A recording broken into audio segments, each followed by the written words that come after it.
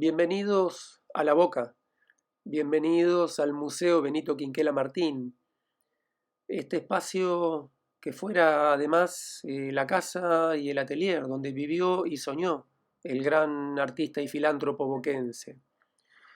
Como bien sabemos, decir Quinquela es decir La Boca, pero también decir Quinquela desde hace largo tiempo define buena parte de los modos en que comprendemos y construimos cotidianamente identidad, porque sus apuestas, los proyectos en los que empeñó su vida y su obra, si bien arraigaban en su barrio, es la figura de Quinquela indisoluble respecto al barrio de La Boca, sus proyectos, decía, tenían un anhelo de alcance nacional.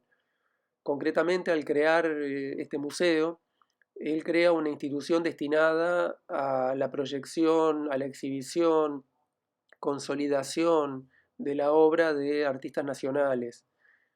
Por eso el nombre oficial del museo desde su inicio fue Museo de Bellas Artes de La Boca de Artistas Argentinos. Así es que en este espacio vamos a encontrar no solamente obras de Quinquela, por supuesto, y su casa museo, sino una amplísima y muy rica colección de arte nacional, comprendiendo un periodo que va desde fines del siglo XIX hasta prácticamente la actualidad. Así que en este día tan especial vamos a recorrer una parte de este museo, algunos rincones de la casa de Quinquela Martín, especialmente aquellos relacionados con la tradición que hoy nos convoca, la fogata de San Juan. El primero de los ámbitos que vamos a recorrer es la entrada a lo que fue la casa de Quinquela Martín, ubicado en el tercer piso de este edificio. El museo, cabe recordar, fue inaugurado en 1938. 2 años antes se había inaugurado la actual escuela número 9, que lleva el nombre del artista. Y el primer espacio, el que nos recibe, es el amplísimo hall donde se desplegaba la vida social de Quinquela, la tan rica vida social. No olvidemos que él había estado en el centro de la bohemia porteña desde los años 20, épocas de las peñas de La Cosechera, el Café Tortoni. Cuando se disuelve a mediados de los años 40 la peña del Tortoni, a este espacio es que Quinquela trae sus encuentros, sus tertulias, bajo la forma de la célebre Orden del Tornillo, aquella distinción que Quinquela destinaba a los que él llamaba locos luminosos, aquellas personas que brillaban con luz propia y que, bueno, él decía que les faltaba un tornillo, estaban un poco locos, con ese tipo de locura que los hacía beneficiosos para los demás, no importara cuál fuera la disciplina a la que dedicaran sus esfuerzos. Aquí lo vemos al dueño de casa, en este mismo espacio, en una de estas ceremonias de entrega de Orden del Tornillo en el año 1959. Vemos ahí en primer plano el característico uniforme que le había sido entregado por un almirante, y él, bueno, obviamente lo había adaptado a su manera, reemplazando los botones formales con tornillos y dando a la ceremonia ese carácter irónico pero a la vez muy serio que conllevaba la orden. En torno a esta mesa es que se celebraban estas memorables tertulias, donde concurrían personalidades de las más diversas disciplinas, del arte, de la cultura, el conocimiento, la diplomacia, de los ámbitos locales, nacionales, también internacionales, porque tanto la Peña del Tortoni como la Orden del Tornillo tenían además esa intención de intercambio cultural.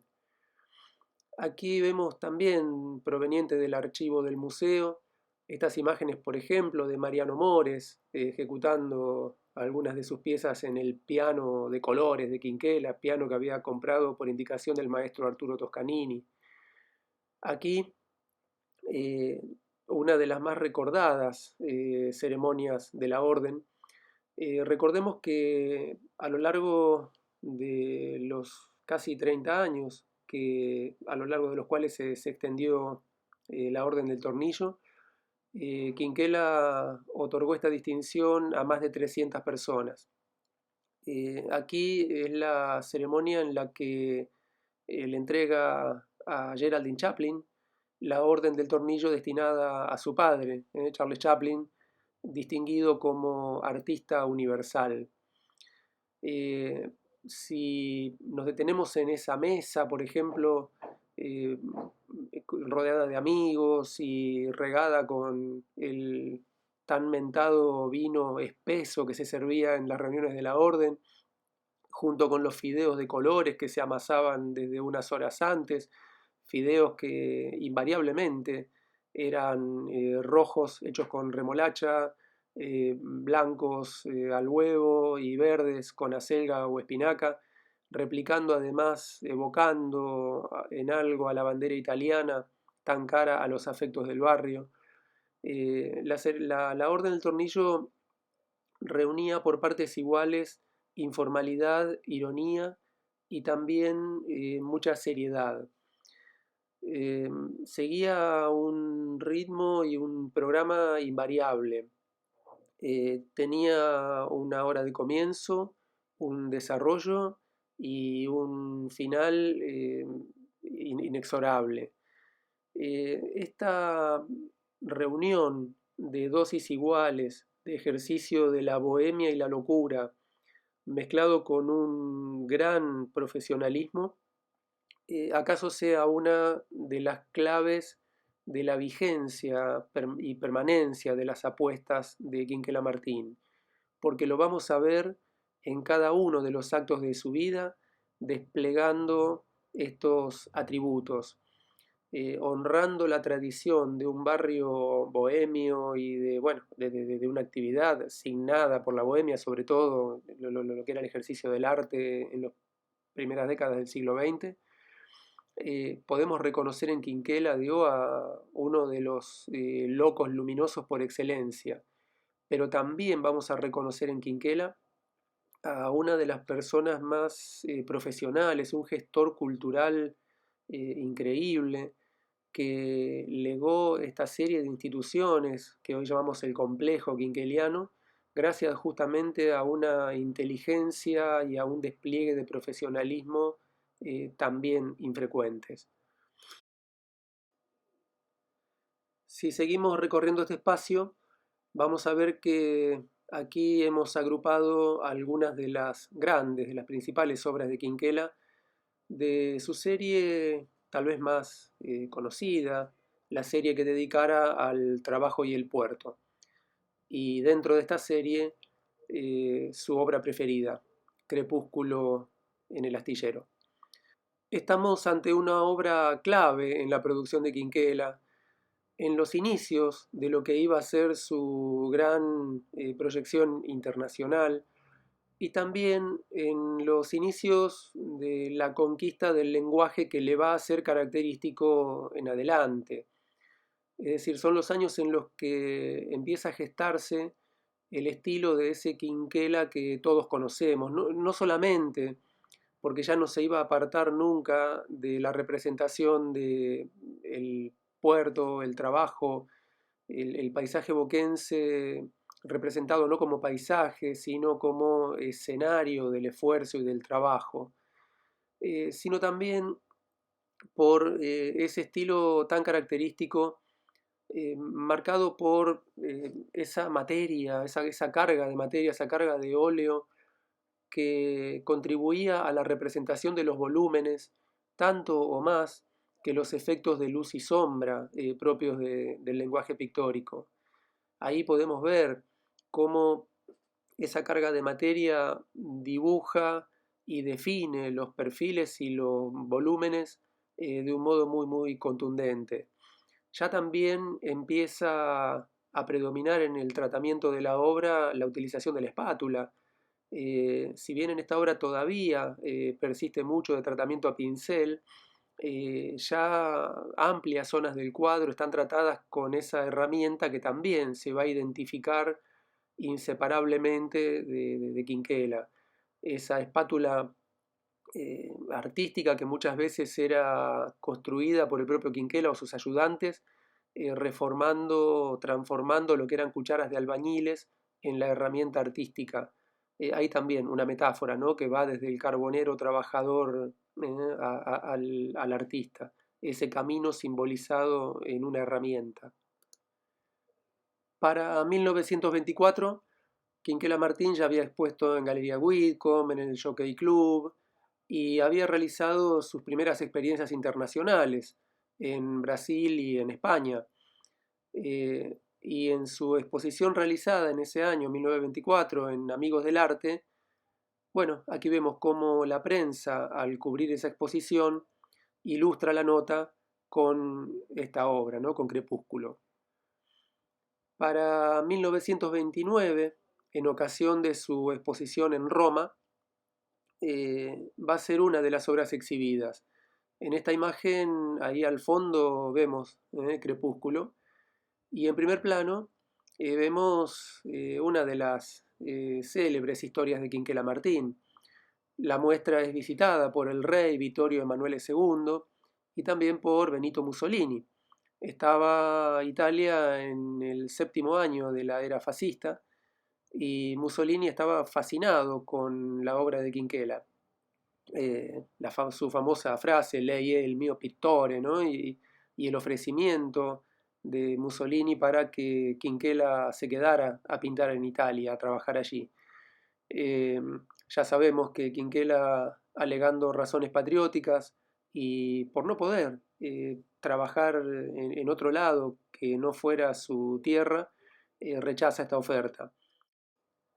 También va a rechazar otra oferta muy tentadora, ni más ni menos que un cheque en blanco que el duque le extendía a cambio de Crepúsculo en el astillero. Otra vez, por las mismas razones patrióticas, por considerar que era una obra importante en su producción y quería que quedara para el patrimonio nacional, Quinquela, bueno, desiste de esta posibilidad. En cambio, sí le es adquirido otra obra para la Galería de Arte Moderno de Roma, que es la pintura Momento Violeta. Como vemos también, la prensa italiana va a tomar esta obra como imagen para la difusión de la exposición y para las críticas que se le destinaron. Asimismo, cuando un año después, en Londres, Quinquela realiza la que iba a ser su última muestra internacional, Crepúsculo en el astillero vuelve a ser imagen en el catálogo y en muchas de las notas aparecidas en medios gráficos. Muy cerca de donde está ubicada la obra Crepúsculo, encontramos el ingreso a la Sala del Fuego. Actualmente allí hemos agrupado varias de las obras de esta serie de Quinquela, una de las series en las que el mismo artista había agrupado su producción. Al momento de donar sus obras al Museo de Bellas Artes de La Boca, él establece 4 series: Días Soleados, Días Grises, Cementerio de Barcos y Serie del Fuego. Este espacio había sido el estudio, el atelier de Quinquela. En el edificio original esto era un gran balcón terraza y con el paso del tiempo fue ampliado y allí Quinquela hizo construir su estudio. Se conservan también, como vemos, su paleta, algunas de sus herramientas y ese retrato que a principios de los años 70 le realizara el gran fotógrafo argentino Aldo Cesa. Aquí, por ejemplo, vemos una de las vitrinas que conserva algunas de sus espátulas, sus óleos, en fin, todo lo que hacía a su trabajo cotidiano. Y ya acercándonos a las obras de esta sala, nos encontramos con Noche de Invierno, un óleo del año 1940, donde podemos inferir que Quinquela ha retratado a un grupo de trabajadores portuarios, seguramente en algún descanso de sus tareas. Como en casi toda su producción, si no aparece representado en primer plano, en algún lugar vamos a encontrar alguna referencia al riachuelo, a las embarcaciones, a ese paisaje cotidiano que, como decía al principio, era visto no como un paisaje, sino como un escenario. El escenario de la vida cotidiana y de los esfuerzos de toda una comunidad. Aquí, en esta obra, pero especialmente en esta sala, podríamos sintetizar el modo en que Quinquela se va apropiando e interpretando la historia cultural, la vida de la zona. Eh, Esta podemos verla como una representación de la vida en comunidad, de esa solidaridad, de esa reunión de la que el fuego viene a ser además una metáfora. No olvidemos que La Boca es un barrio que fue posible y que fue construido gracias al encuentro, gracias a una cultura solidaria muy sólida, muy firme, muy sólida, establecida desde la llegada de los primeros inmigrantes. Gracias a esta red de acción solidaria y de encuentro en comunidad, es que la llegada de las sucesivas oleadas migratorias pudo consolidarse, pudo afianzarse, encontrando bueno, una situación más llevadera y más grata. Quinquela decía que no podía pintar aquello que no había vivido, y por eso es que acaso podemos adivinar allí, siendo uno de estos personajes representados, al mismo artista, que como sabemos en su muy temprana juventud había sido uno más de ellos, había sido uno más de estos esforzados trabajadores portuarios. Por eso es tan expresiva esta obra y toda esta serie donde el esfuerzo de los trabajadores, y en este caso creo que hasta nos hace sentir el frío de esa noche, como solamente puede hacerlo sentir alguien que lo hubiera vivido. Y quiero destacar aquí que el artista no solamente se iba a limitar a representar las vicisitudes, los esfuerzos, los dolores de su gente, sino que iba a empeñar todos sus esfuerzos, toda su vocación en aportar para hacer en un plano concreto y material, hacer mejor la vida de su comunidad. Y por eso esas creaciones todavía vigentes, de esa serie de instituciones educativas, sociales, culturales, que conforman el complejo quinqueliano y que todavía hoy, insisto, siguen prestando un servicio invalorable a toda la población. Pero además, Quinquela estaba lleno de historia, su vida está llena de pequeños, grandes actos generosos en los que reafirma, por si hiciera falta, no haber olvidado nunca su condición y de dónde venía.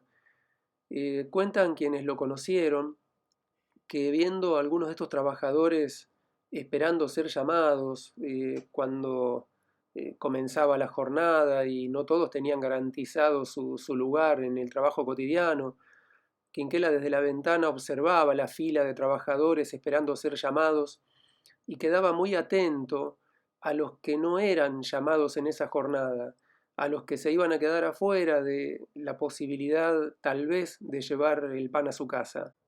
A ellos, Quinquela solía enviarles a través de sus secretarios o ayudantes algunos pesos que ayudaran a hacer menos amargo ese día.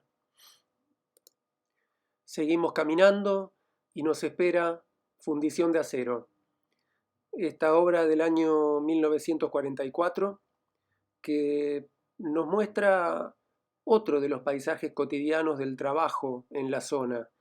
Y era el trabajo en el interior de las fundiciones, de las herrerías, de las acerías, que tan asociado estaban a la vida del puerto.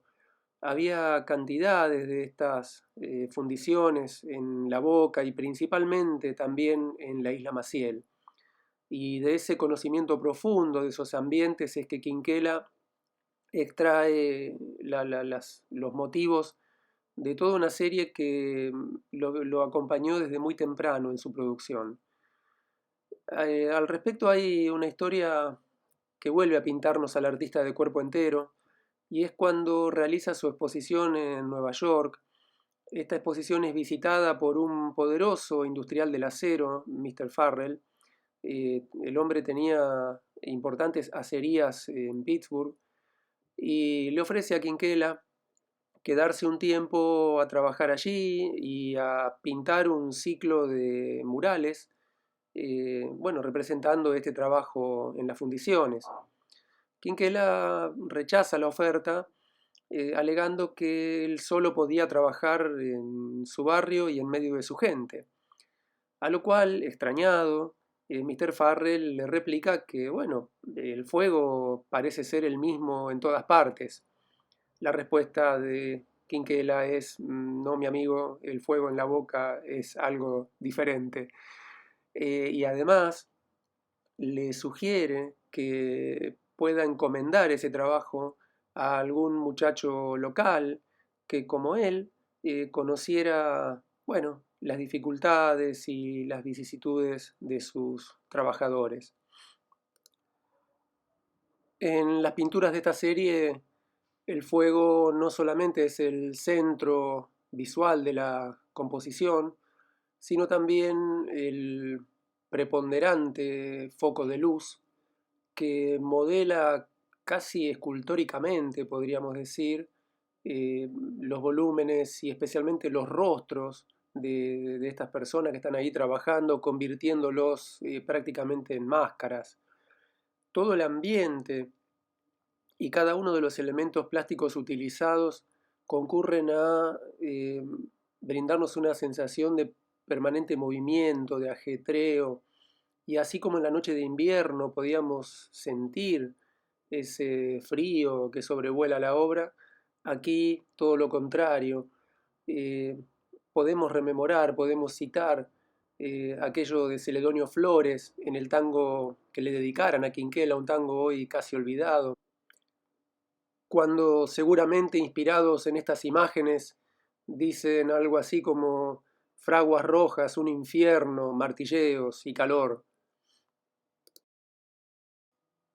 Seguimos caminando, pasamos junto a la ventana desde la cual Quinquela observaba su paisaje amado, y vamos al encuentro de otra obra de la serie del fuego, y esta vez el fuego, que en las anteriores era reunión en comunidad, centro del trabajo, aquí es el origen de una tragedia. La obra es Incendio de tanques de petróleo, es del año 1940, y podemos ver a Quinquela en la plenitud de sus recursos dramáticos. Podríamos decir también que estamos ante un Quinquela cronista de su época a través del arte, ¿no? Porque pocos años antes de haber realizado esta pintura, en 1934, entre el 28 y el 30 de agosto de 1934, se había producido una de las más grandes tragedias relacionadas con explosiones de tanques de petróleo. Había sido en la ciudad de Campana, cuando estallaron durante esos 3 días 159 de los 184 tanques que la Compañía Nacional de Petróleo tenía allí. El hecho fue profusamente cubierto por todos los medios y dejó una huella imborrable entre la gente de su tiempo, como también iba a dejar una huella otro accidente similar muchos años antes, en 1925, 28 de diciembre de 1925, cuando muy cerca de La Boca, en Dock Sud, estallaron los depósitos de combustible de la compañía Ítalo-Argentina. Allí también los medios gráficos de la época dieron cuenta de la magnitud del desastre. Bueno, estas gigantescas columnas de humo que duraron varios días y que se llegaban a apreciar desde el centro de la ciudad de Buenos Aires. Y así como esta catástrofe anidó en la memoria colectiva de la zona, es muy posible que también haya influido en la génesis de esta pintura. Pero así como estamos aludiendo a la potencia expresiva, a esa carga de intuición y a esa personalidad bohemia que distinguía a Quinquela, no quiero pasar por alto otro aspecto no menor en su obra, que es el oficio, el gran oficio de pintor y el conocimiento que Quinquela tenía de las herramientas que tenían que ver con el lenguaje específico que había elegido para expresarse. El propio Quinquela decía que si bien sus obras eran de rápida ejecución, podía llegar a terminar una de estas pinturas de gran formato en una sola jornada, esa jornada de trabajo estaba precedida a veces por largos meses de maduración de la imagen, maduración de la obra. Y en esa maduración estaban presentes todas las búsquedas y ensayos compositivos que precedían a la versión final de algunas de estas pinturas. En este caso podemos ver muy claramente cómo está utilizando el recurso de la sección áurea, esta razón proporcional que se presenta recurrentemente en la naturaleza y que fue apropiada por el arte, principalmente en los periodos clásicos del arte, ¿no? Vamos a encontrar la utilización de la sección áurea en obras de arquitectura, plásticas, bueno, en la Grecia antigua, en Roma, en los periodos renacentistas, neoclásicos, movimientos del siglo XX de corte racionalista. Encontramos esta partición de la superficie regida por el número de oro en esta obra y vemos cómo en la línea divisoria vertical izquierda, alrededor de esa línea, cómo se disponen los principales centros de atención, el fuego de uno de los tanques de petróleo, la vara que se encuentra con la llama flotante que sostiene uno de los bomberos que está en el plano inferior a la izquierda, cómo muchas de los elementos más importantes de la obra están dispuestos conforme a esas líneas divisorias verticales. Asimismo, en torno a la división horizontal superior, vamos a ver dispuestos muchos de los principales elementos, como por ejemplo la línea de horizonte de las casas que se ubican ahí en la orilla, el eje horizontal del primero de los tanques de petróleo. De igual forma, la partición horizontal inferior va a regular la disposición de otros elementos importantes de la pintura. Es decir, estamos ante un artista que a esa carga enorme de intuición y pasión le podía unir ese conocimiento profundo del oficio y esa puesta en diálogo con los recursos técnicos y los recursos del lenguaje utilizados en distintos momentos de la historia del arte. Ahora vamos a descender un piso. Dejamos la casa de Quinquela, vamos al segundo piso, al museo propiamente dicho, donde está la colección del Museo de Bellas Artes de La Boca. Nos va a recibir alguna obra de Quinquela, Verdes y Rosados, y el retrato escultórico que le hiciera Luis Perlotti es una de las primeras obras que ingresaron a la colección del museo cuando éste se estaba creando. La sala lleva el nombre de Alfredo Lazzari, el maestro italiano a quien Quinquela reconocía como el único maestro que había tenido en su vida. Y en este primer sector de la sala se encuentran obras que representan tipos, costumbres y paisajes de distintas regiones del país. Nos asomamos a otra parte de la sala Alfredo Lázari y en torno a este magnífico bronce, un torso de Rogelio Irurtia, otra de las figuras fundacionales del arte nacional, vamos a encontrarnos con obras, por ejemplo, de Gramajo Gutiérrez, de Adolfo Yavaca, de Enrique de Larrañaga, Santiago Estañaro, en un sector que está destinado a exhibir obras relacionadas con la vida en comunidad, con las celebraciones en comunidad. Así, llegamos frente a la obra que hoy nos convoca, La Fogata de San Juan, pintada por Benito Quinquela Martín en 1940.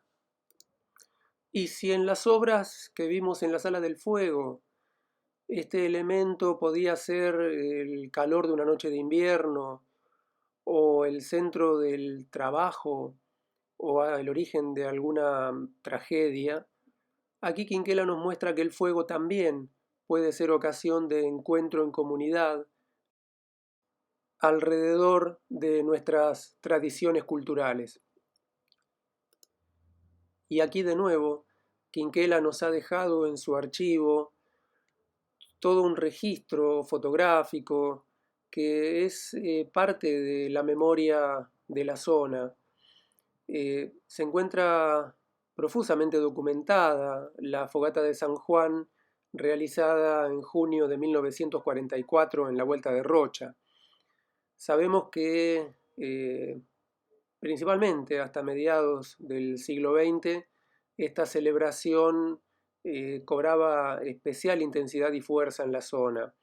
Son innumerables las historias que los vecinos nos devuelven una y otra vez acerca de cómo eran estas celebraciones, estas reuniones en comunidad por esos años. Quinquela no podía estar ausente y la vida de su museo no podía estar ausente de estas expresiones tan profundas del alma popular. En esta pintura, y como en casi toda su producción, Quinquela nos está ofreciendo una suerte de síntesis de la aldea boquense, una síntesis capaz de abarcar hasta tiempos y situaciones diversas. Aquí vemos cómo participando de la fogata se encuentran hasta los personajes ubicados sobre las embarcaciones, cómo gente de todas las generaciones está participando en el aportar las maderas para alimentar ese fuego. No quedan ajenos a la celebración los vecinos que asomados a los balcones también a su modo participan. Aquí cabe recordar que el espacio público en la Boca, que las calles en la Boca, eran una prolongación del espacio doméstico. En las calles se sufría y mucho cuando el incendio o la inundación se llevaba todo, pero en las calles también se celebraba y se gozaba. No era extraño que en las calles se instalaran mesas en Año Nuevo, en Navidad, este tipo de festividades, o que algún casamiento tuviera su desarrollo y su fiesta en las veredas, en las calles. Del mismo modo, las fogatas de San Juan definían de algún modo la vida de los vecinos. Son muy conocidas las historias de rivalidades entre barras de esquinas diversas respecto a qué parte de la calle era la que armaba la fogata más luminosa. Em, Todo esto pareciera estar presente en una pintura que, como vimos también en las anteriores, nos muestra todo ese dominio del lenguaje y el oficio de Quinquela. Vemos cómo todas las direcciones diagonales de esas varas que se están aportando al fuego, las miradas de las personas que se agrupan alrededor, todas las direcciones de la obra concurren a ese centro omnipresente que es ni más ni menos que la fogata. Y no olvidemos que el museo, mejor dicho, la colección del museo, es a su modo otra forma, otra obra de Quinquela Martín. Y por eso es que, además de estas producciones suyas representando determinados asuntos, también vamos a encontrar obras de otros autores, enfatizando el mismo discurso que la colección proponía a los visitantes, especialmente a los más chicos, para que tomaran contacto con sus tradiciones y con sus historias. En este caso es La Fogata de San Juan de César Carugo. Es espléndida esta obra de la colección, que no nos muestra explícitamente la fogata, sino la fogata a la vuelta de la esquina, la fogata a la que está concurriendo el vecindario. El fuego es el gran tema de la obra, pero impone su presencia misteriosa precisamente por estar apenas sugerido, detrás resplandeciendo, detrás de ese alto paredón de primer plano. Otra representación de esta tradición, presente en la colección del museo, es la pintura de Luis Ferrini, La Noche de San Juan de Luis Ferrini. Aquí los grandes protagonistas son los niños. Son niños los que se encuentran más próximos a la fogata, también los que están jugando alrededor y sentados en el cordón de la vereda. Y al igual que en la pintura de Quinquela, los balcones de las humildes viviendas son algo así como una platea desde la cual asistimos al espectáculo de la vida desplegada en las calles. Como vemos, las calles de la Boca y la vida de sus habitantes pueblan el museo. Del mismo modo que el museo va al encuentro de su comunidad y también sale a las calles de la zona. Es por eso que desde hace casi 3 años el Museo Benito Quinquela Martín viene colocando reproducciones de obras de la colección en distintos frentes de instituciones o de vecinos que lo solicitan. Las reproducciones están resueltas en material cerámico para garantizar su mayor duración y es un modo de acercar a la gente el patrimonio y la historia que nos identifica.